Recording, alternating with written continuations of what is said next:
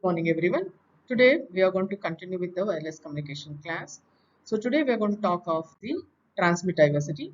So before the going to the transmit diversity, let us know what is the diversity.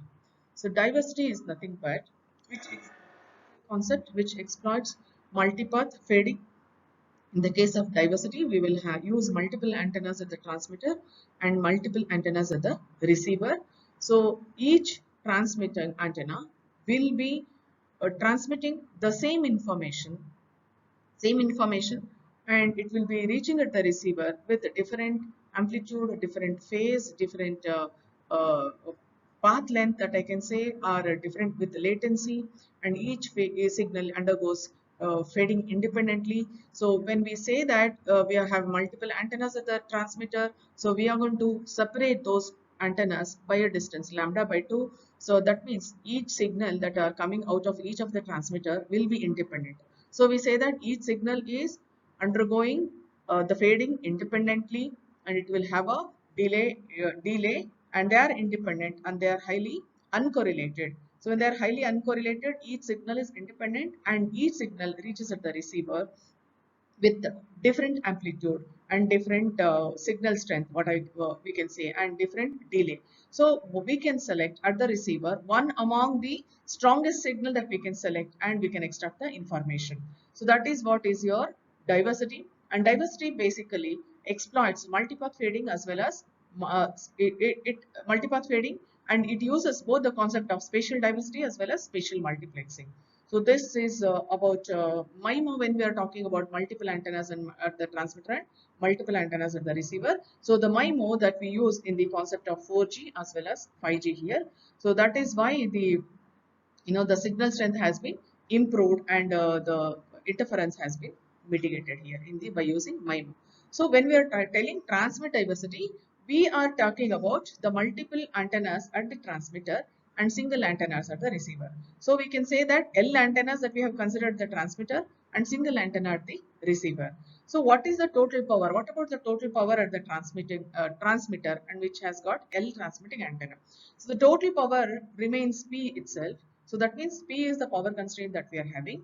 The total power constraint is P, and this P will be divided among all the antennas. So that again depends on the other aspects also. So if at all if we are adopting the optimal power allocation, that means we are going to use the equal power among all the transmitting antennas, or okay, that is okay, instead of using that equal power allocation among all the transmitting antenna, if we are allocating the power optimally, what we can do is that whichever signal is stronger, that we can allocate more power to that, and whichever signal is weak, we can allocate less power to that. So we can do that by using optimal power allocation. So here when we are talking about transmit diversity, so the total power constraint P that we are having, which is okay, and the capacity of the signal will be conditioned on the channel gains. So as you know that each signal will undergo fading independently, and it will have a gain. Okay, independently they will have their gains. So the total gain that we are talking about is nothing but H, which is equal to H1 to HL whole transpose. So what is the maximum rate of reliable communication? So the maximum rate of reliable communication depends on the signal to noise ratio. That is what that we have written here.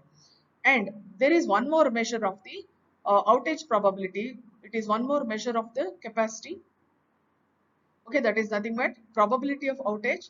So the probability of outage when the transmitter knows the full channel state information, and for a fixed rate R will be, so the probability of log of 1 plus squared magnitude of the gain into SNR when this particular term is less than R. Okay, this is the outage probability. Okay, for the fixed rate R. So which is same as the corresponding CMO case. CMO is single input and multiple output, wherein we have one transmit antenna and L receive antennas.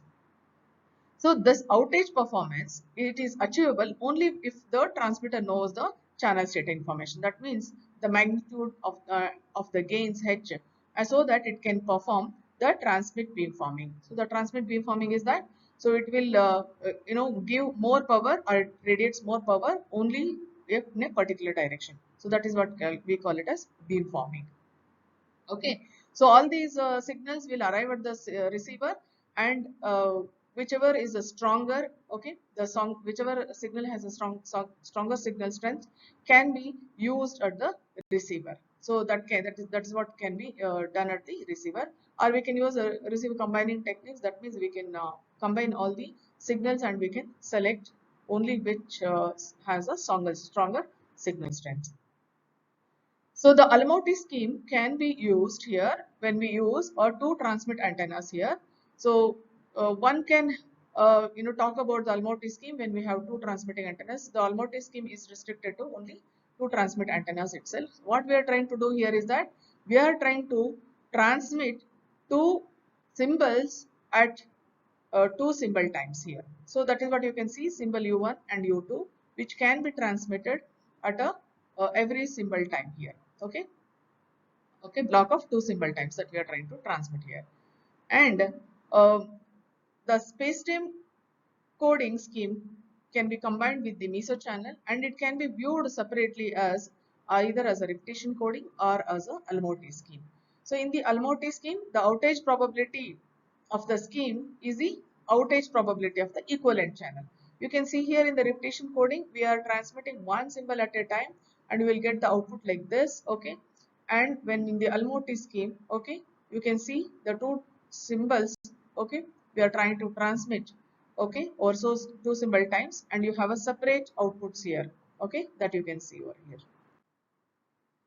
And when we are talking about the Almaty scheme, we do consider the additive noise, which is circularly symmetric Gaussian random variable with zero mean and variance and not.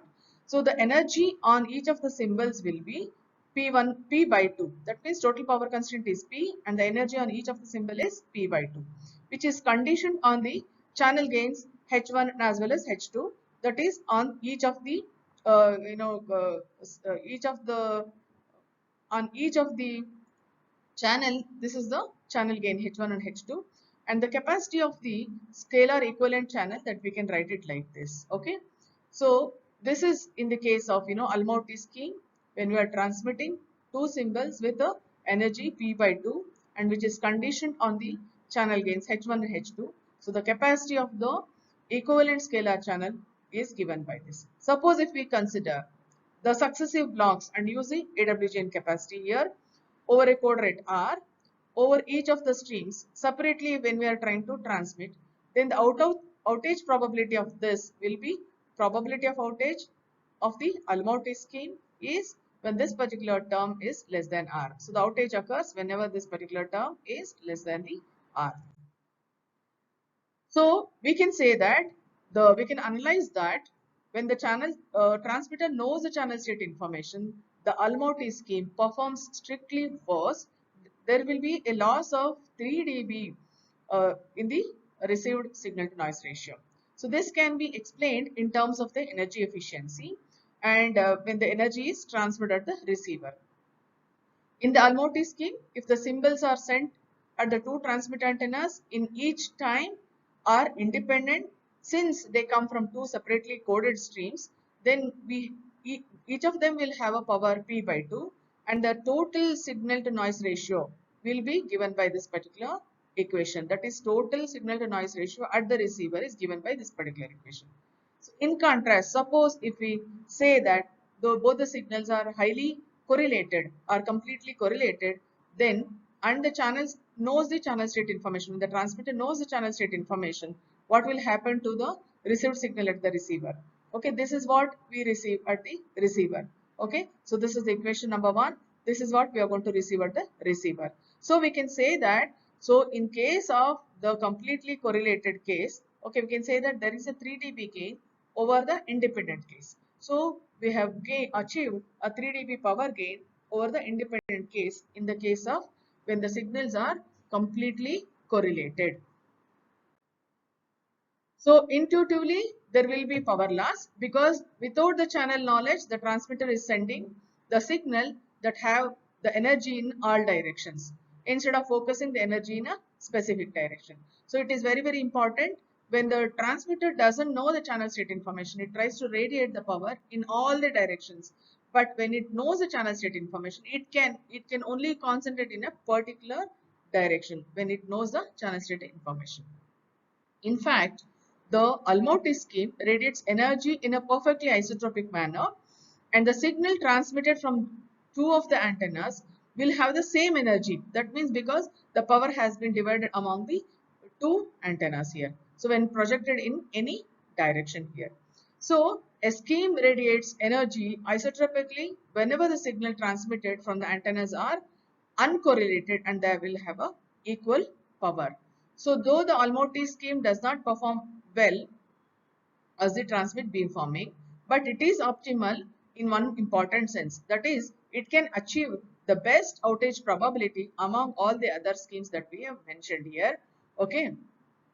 And here, indeed, any such scheme which have the received power, which is shown in equation 1, and hence its outage performance must be no better than that of the scalar slope heading AWGN channel that received the signal translation.